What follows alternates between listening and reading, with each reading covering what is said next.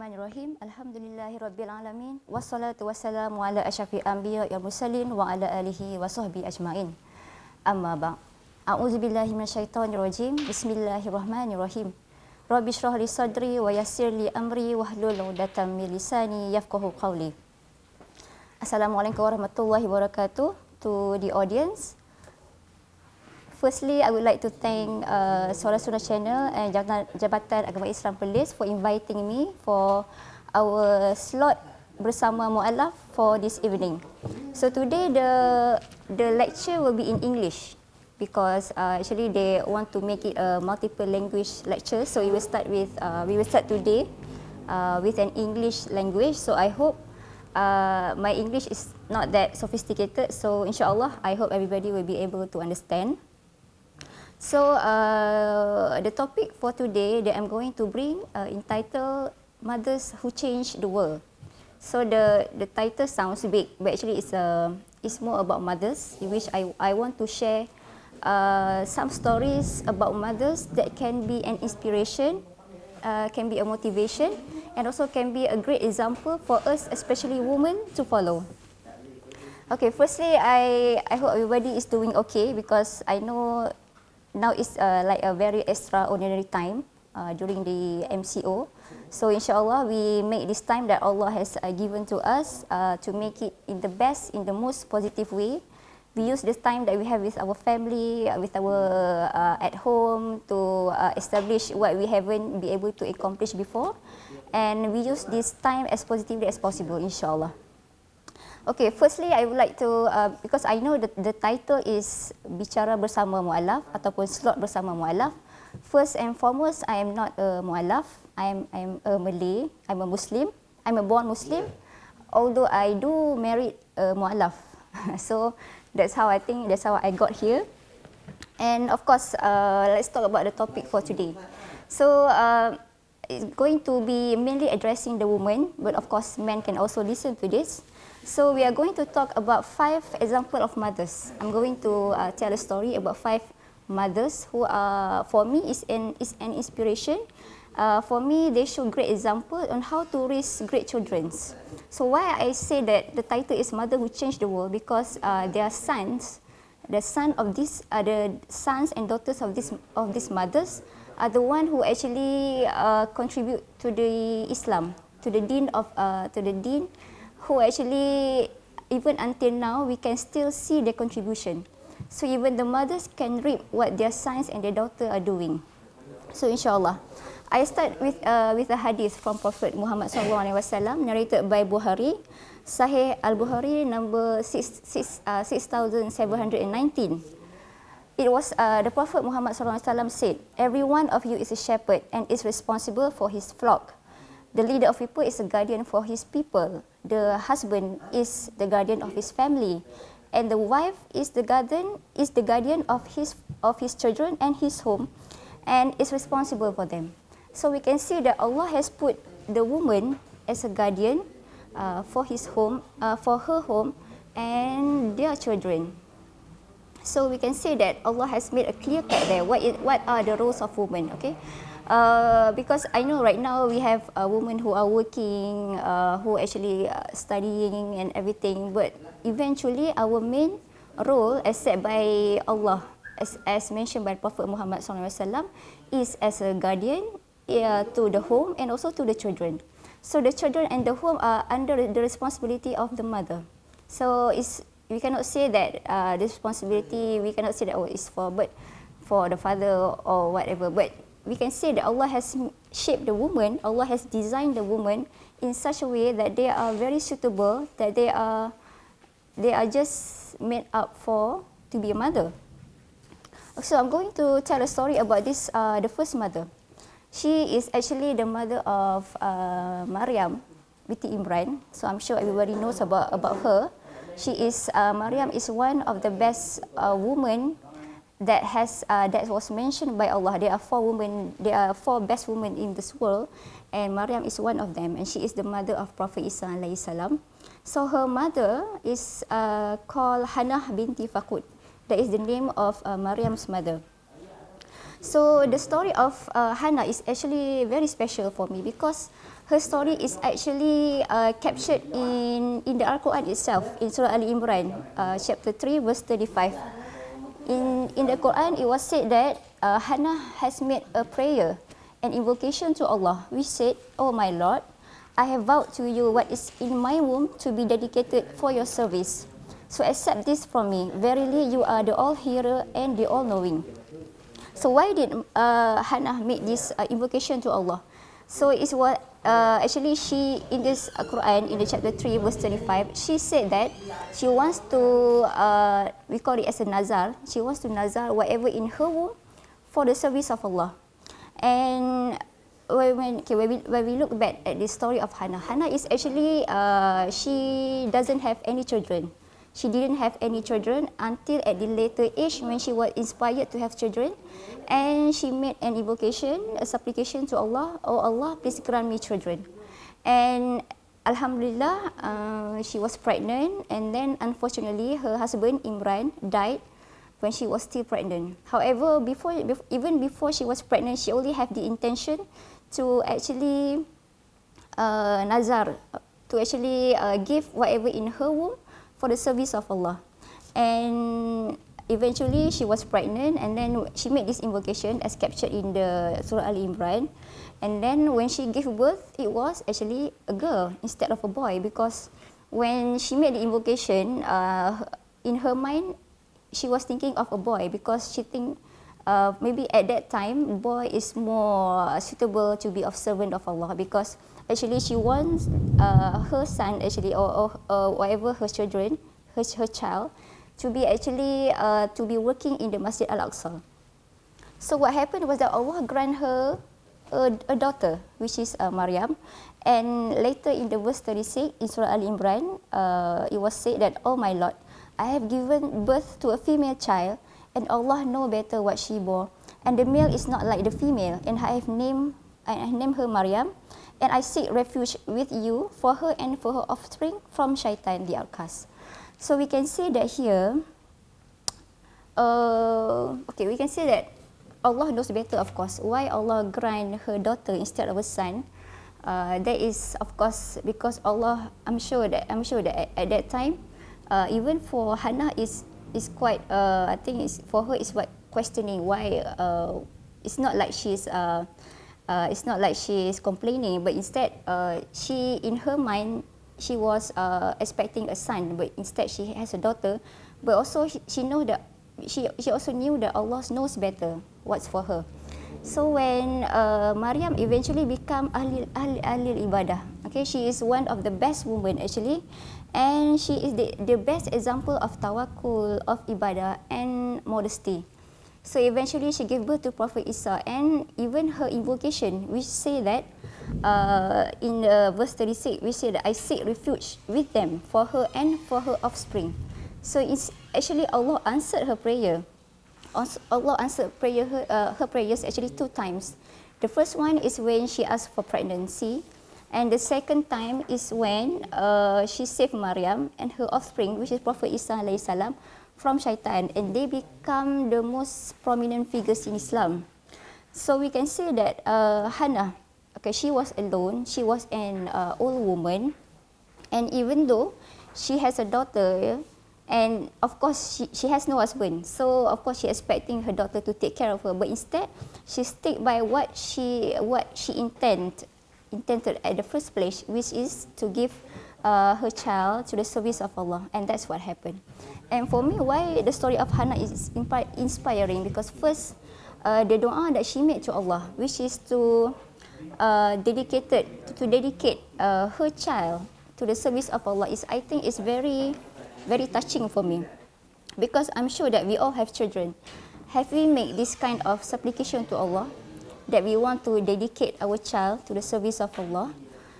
And also, even in this dua, it was said that she wants to free her child from any, what we call that, any link to the world, any commitment of the world. She only wants her child to dedicate the whole life for the service of Allah. And this dua in the Surah Al Imran, chapter 3, verse 35, is one of the dua that we can use for our own children. Even in our supplication, we can ask from Allah, "Oh my Lord, please I want to dedicate myself for the service of Allah. And insyaAllah, we made a prayer that Allah will accept our dedication, our nazar. And this story of Hannah, whatever that we can say that even her name is still mentioned even up until now. And the second mother that I want to talk about is the mother of Imam Muhammad al-Bukhari, or better named as Imam al-Bukhari. I'm sure everyone knows about him. She is one of the most distinguished scholar of hadith. So we know that there are two most referred hadith, the narrators of hadith with Hadith Muslim and Hadith Al-Bukhari. And what inspired me actually now is the mother of Imam Muhammad al-Bukhari. So let me tell a bit background of what his mother. His mother actually is not even named. We don't know the name of his mother, but we do know what her contribution is to the world of Islam. So we can say that the real name of Imam al-Bukhari is Muhammad bin Ismail. So his father is quite a very, what we call the educated person in hadith. He used to go and study with Imam Malik actually, and of course actually he's also, but of course his name is not that famous. But however, what inspired him is what we can say that his father itself is someone who is very dedicated, very good worshipper to Allah.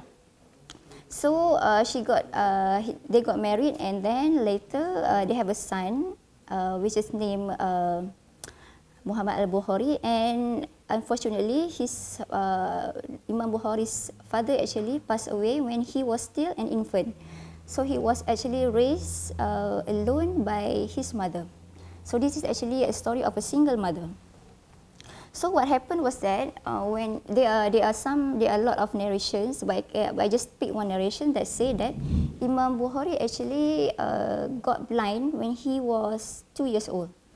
So what happened was that he was born normally, and at 2 years old he was struck with an illness and he was blind. The family of Imam Bukhari is actually quite a rich person, so their father left them quite a fortune for them to use for the rest of their life. So what happened that his mother took him to the doctors and hoping for the doctors to be able to cure his eyes.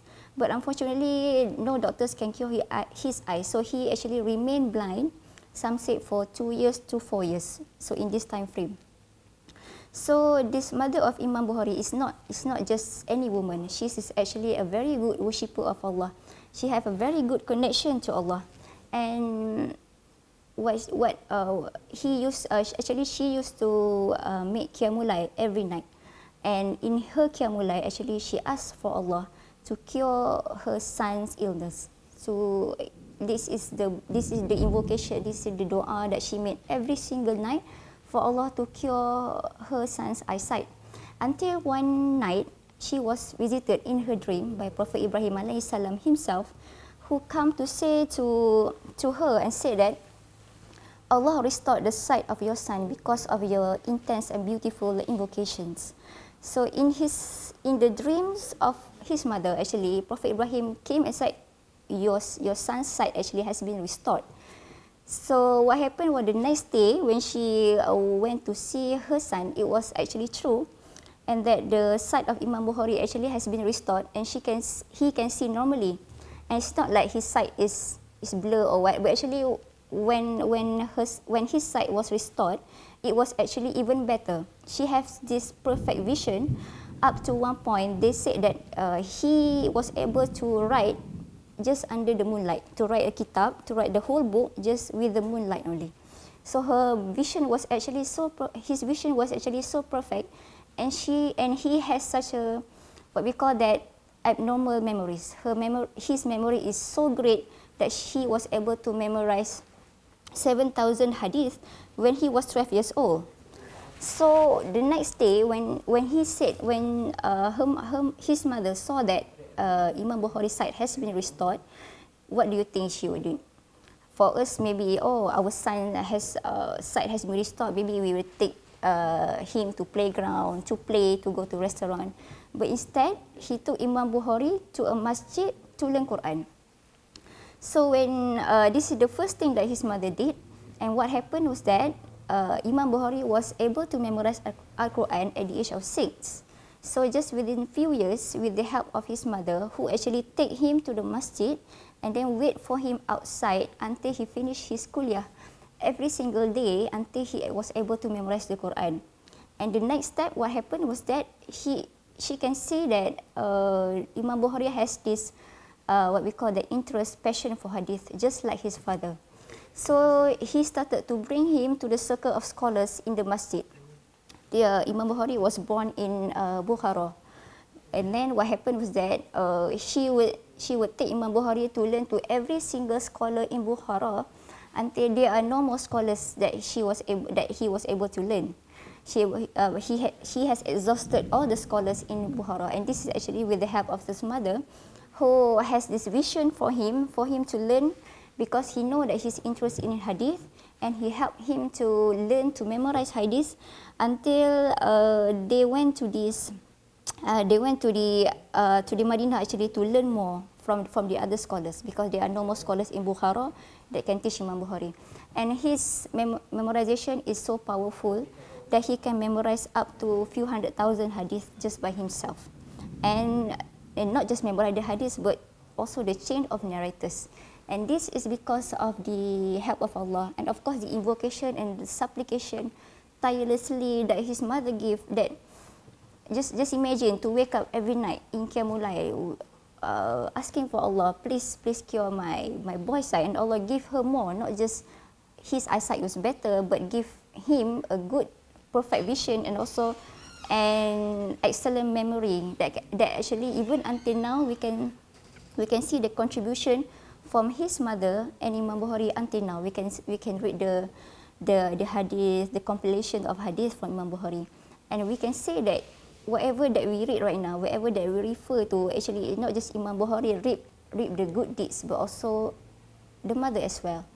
So this is one of the things that for me is very inspirational. And the third mother that I'm going to talk about is the mother of none other than Imam Shafi'i.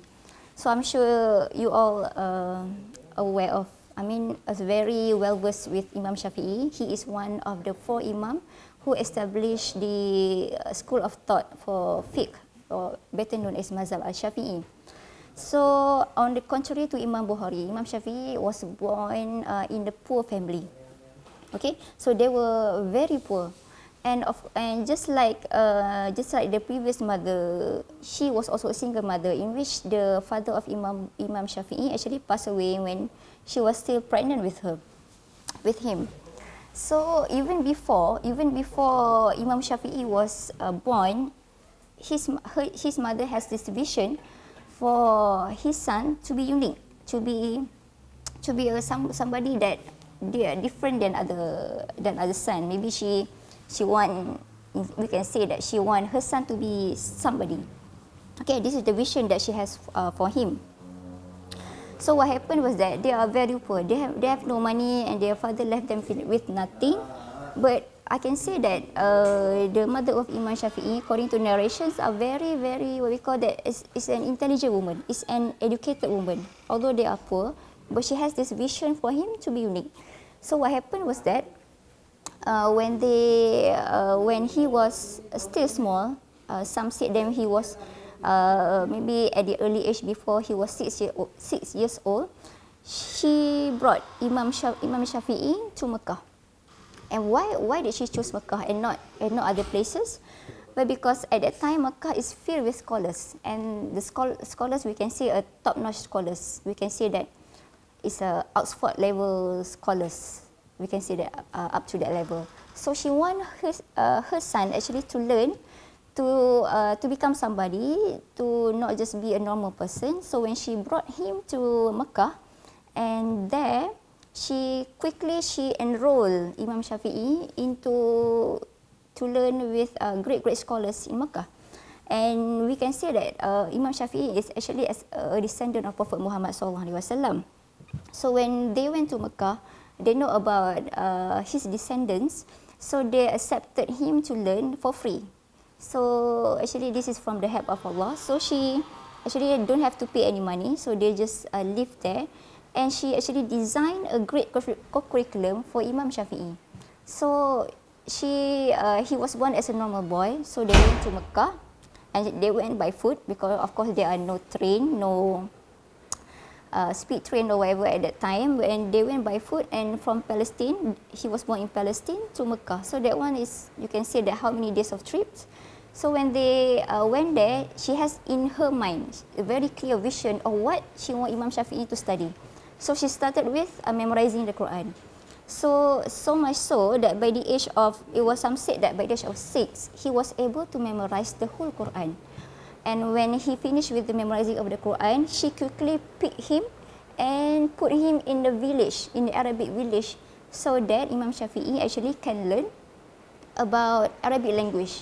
And there, because Arabic language, we can see that it's, if you go to the village, the language there is very pure. So when Imam Shafi'i lived there, he was able to learn about poetry, learn about the linguistic, and this is the knowledge that he actually used to establish his school of thoughts. So what happened was that this is the we can see that this is the contribution of the mother in bringing up Imam al-Shafi'i. So the sacrifice that she made, because it was said that Imam Shafi'i's mother was beautiful and she was still young when her husband passed away. But she made a vow that she don't want to remarry. Okay, but don't try this at home. This is her choice. Why? Because she want to focus her life into bringing up Imam Shafi'i. So this is her vision. And Alhamdulillah, Alhamdulillah, we can see that even until now, just imagine what kind of good deeds that, what kind of contribution that her mother did actually, even for us to feel for them to feel the reward, even up until now. And the name of the mother is what we call that is still mentioned up until now. We can see the contribution from the mother in bringing up Imam Shafi'i, and the Imam Shafi'i become one of the greatest imam of all time, and through her sacrifices. Okay, the fourth mother that I'm going to talk about actually is the mother of Imam Malik. This is another one of the 4 imam of the school of thought of fiqh, which is of course the establisher of Mazhab Maliki. He is actually one of the top 10 scholars of all time. So we know about Imam Malik, who lived in Madinah. So Imam Malik actually was born in a rich family, a well-respected family in Madinah. And he was raised by his father and mother, and he has a brother. So when Imam Malik was still small, it was said that he was a good-looking man, and he likes to play around, to the point of some said that he was actually chasing the pigeons, not doing anything with his life when he was at a young age. And then his father come up to Imam Malik and said, what are you going to do with your life? I mean, look at your brother is somebody, so what about you? So this actually sparked something in Imam Malik, that he said, well, I've got to do something with my life. And actually he decided to be a singer, because at that time there's a lot of singers in Madinah. So he wants to be a singer, and he told his mother, and his mother said to him, well, if you want to be a singer, that career won't last. It will only last while you are still young. And then what happened? So what her mother did was to shift his son's interest from becoming a singer. She wants him to be somebody, a scholar, who can contribute to Islam. So what she did was, she used to dress Imam Malik in the dress of a scholar. She would put like a turban or like a dress, what the scholars in Madinah used to wear, and then she would put him on the table, and then she would like we call that as like a playing something, like she would ask him question, maybe about solat, and Imam Malik will answer. So we call it a make play, and this is what happened. So this actually start to spark interest in Imam Malik so he totally forget about becoming a singer, Alhamdulillah, and he wants to become a scholar. Thanks to her mother, in this, even my mother also said this. My mother would dress me up in the clothes of the scholar, where I was still a young boy, and she would tell me, go to the masjid and seek knowledge from Imam Al-Rabi'ah. He wants, okay, there are many scholars in Madinah, but her mother picked Imam Rabi'ah to be the first teacher of his son. Why is it? What is the rationale behind her decision? This is because Imam Rabi'ah is known to have a good character, such a well-mannered guy. So first, she wants Imam Malik to learn about character building, to learn about good manner, to learn about learning etiquette before going to seek knowledge. So the first is she wants to build the character of Imam Malik to be, to have this required etiquette, the required manner before becoming a scholar.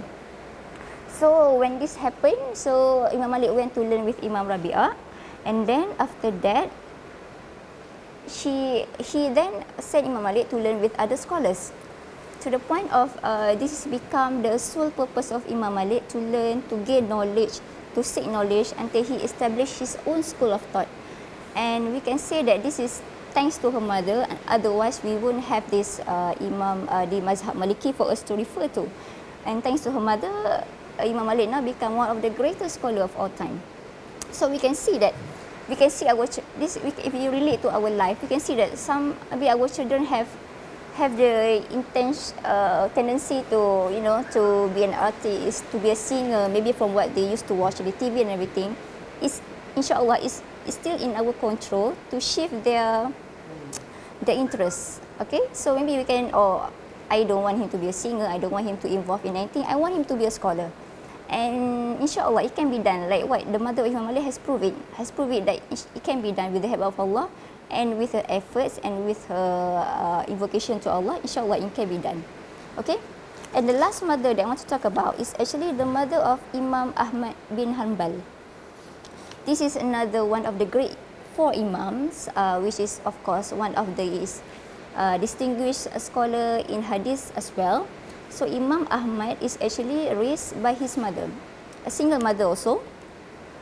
And when Imam Ahmad was still young, he is actually a very loving, very cute, very, what we call that, popular kid. And it's not because he is not popular because of his looks or because of his knowledge, but at the time because of his well-mannered. He is such a good-mannered kid. He never backbite people. He respect others, and this is actually instilled by his mother when he was still young. And he becomes so popular, so famous in his place at that time because of his manners. And at that time he was still like before he was 12 years old. And there was even up to one level that there is one man who said that there is no other kid in this place that can actually match the manner of Imam Ahmad. So we can say that even before he became a scholar, his mother, what his mother did is to instill him with good manners. And this is very important. It's such a, what we call the basic requirement of becoming a scholar, which is to have good manners. And I've told you 5 stories, okay, 5 example of mothers. We start with Hannah binti Fakud, which is the mother of Maryam, and then we go to the mother of Imam Al-Bukhari, we go to mother of Imam Al-Shafi'i, and then the mother of Imam Malik, and of course the mother of Imam Ahmad. So there are 5 mothers that is, for me, is very inspirational. Their stories shows that mothers actually can change the world. Mothers can do something. If they really put their efforts, if they have the good connection with Allah, they actually can raise a man that can actually change the world, that contribute to Allah, that can give a great service to Allah. So if we see this, if we see back to this, if we see the similarities between these mothers, okay, we can say that there are many similarities. I would say that first of all, most of them are single mothers. The only one who is not single mother are the mother of Imam Malik. Hannah was a single mother. And then the mother of Imam Bukhari was a single mother. The mother of Imam Shafi'i was a single mother. And the mother of Imam Ahmad is also a single mother. So to the audience, especially to the reverts who are listening, I would say that maybe some of you are single mothers, maybe some of you are mothers, but we can say that there is no limitation. Just because you are a single mother and you think that your condition is actually depriving you from achieving greatness, that is so not true. Because we can say that even these are the single mothers that show that they are able to do something with whatever they have. Some mother, like the mother Imam Shafi'i, are very poor. She didn't have any resources. She didn't have any, what we call the, any help. It was her and his son only. And what she did was she was willing to travel so far away just to take her son to learn, to study. And because she has a vision of her son to be what we call that one of the greatest scholars. So for the single mothers out there, trust me, inshallah it can be done. What we need to do is actually to believe in Allah, to believe in ourselves, and to have tawakkul to Allah. And we can also, and the second lesson or the second similarities that I can see between these mothers, other than they are being single mothers, they have a clear vision of how they want their children to be. So I myself is a mother, and I'm sure most of you are also mothers. And to those who are still singles, inshallah you will be a mother. We need to have a clear vision from now. We can see that Hannah binti Fakud, when she was pregnant, immediately she have her own vision of what her children, what she wants her child to be. So even for us, like the mother of Imam Shafi'i wants his son to be unique. The mother of Imam Bukhari wants his son to be a scholar. So even for us, we need to have a vision for ourselves, for our children. What do we want our children to be? Let's say we have 5 children. What is the vision for each 5 children? And the best is to write down what are the vision. What is our vision that we want to have for our children? So when we write down, we know this is the thing that we want to achieve, and we will work, we will bust everything, we will spend everything, we will invest our time, our money just for that purpose. So it's very important for a mother. I know that sometimes we have we all are busy. We have so many commitments. Some of us are working, so when we come back, we are busy with the house. We need to cook and everything, but we have to spend time for our children in such a way that we can help to build their characters. Okay, because it was said that in the research said that when the child is 2 years old until he was 5 years old, this is the time that we can, their brain is rapidly developing, and this is the time that we can actually instill good habits. We can start to teach them, we can train them. So this is the best time actually. So try to take some time actually to actually teach our children something. Okay, so despite our busyness, despite our hectic schedule, we need to spend actually maybe 1 hour a day for our children. I know if you have many children, it will be even more difficult, but inshallah, okay, inshallah we need to have the vision is important. Okay, what do we want our child grow up to be? Okay. Okay, the third similarities that we can see that all these mothers actually they emphasize on education for their children. Okay, so we can say that although if you see it, some maybe say that education doesn't guarantee success.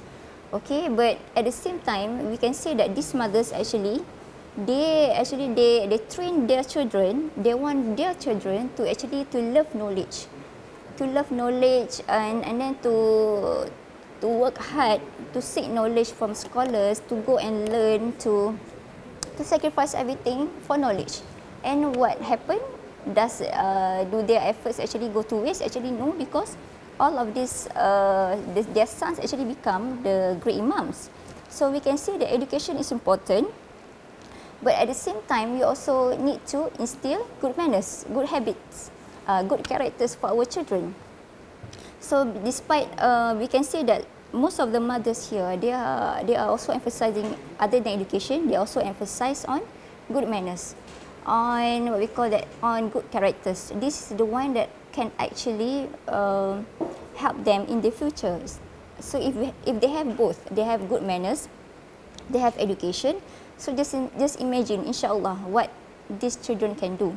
Okay. And the fourth, I can say that the fourth similarities is all of these mothers have made an invocation, a supplication to Allah to help them. Okay, so we can see that the dua of a mother is very powerful. So we should take this advantage to pray for our children, to pray for their great future. Okay, for example, the invocation of Hannah, the invocation of the mother of Imam Al-Bukhari. And their invocation, the supplication is so powerful that Allah actually grant them better than what they ask for. Okay, so even for us, we take the time to invoke to Allah, to make dua to Allah. Ya Allah, please help me to raise my children in the way that you like. Okay, so that he can be one of your soldiers, be the best in your service to Allah. Okay, so this actually related to the vision. And the last similarities that I can see is that all these mothers actually has a very good connection with Allah.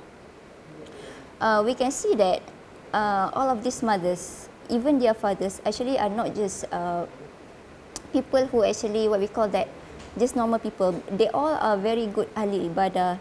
They have a good connection with Allah, and they make their prayer. They never forget to make dua to Allah for their children. So if we own self need to have a good relationship with Allah. There are even some who say that I have read somewhere that said that just for the sake of the children to be good, we need to be good for ourselves. Why? Because we are the best role model, we are the best example for our children.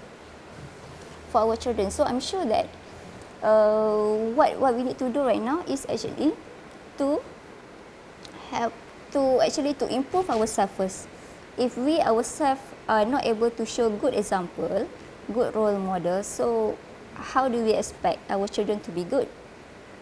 Because I'm sure that there are times that even for us, we also forget, we also maybe we lack of something, lack of discipline in worshipping Allah, but we need to improve ourselves and become the best role model to our children. Okay. So I hope the stories actually are able to be an inspiration, to be a motivation for all the mothers out there. And at the same time, I think this is also an advice for me as much as an advice for you. For me, I also have my own children. And for me, as a mothers, we need to take our job seriously. Okay? Not just our job in our work, at the office, but job as a mother, we need to take it seriously. Because this is what we are here. Our child is an amanah to us, that was given by Allah to us. So, when they grow up, it's going to be harder for us to raise them, okay? So, actually, we need to focus, we need to put effort, we need to make dua to Allah, and we need to take our job as mother seriously, okay? So I'm sure that I hope the stories actually can become, maybe you can pick the 5 mothers that I told you, maybe you can choose one mother that you think is very inspirational and you can study the life and the life of their children and see what are the values that we can pull from there, okay? The values that we can implement in our life. So inshallah, I'm sure that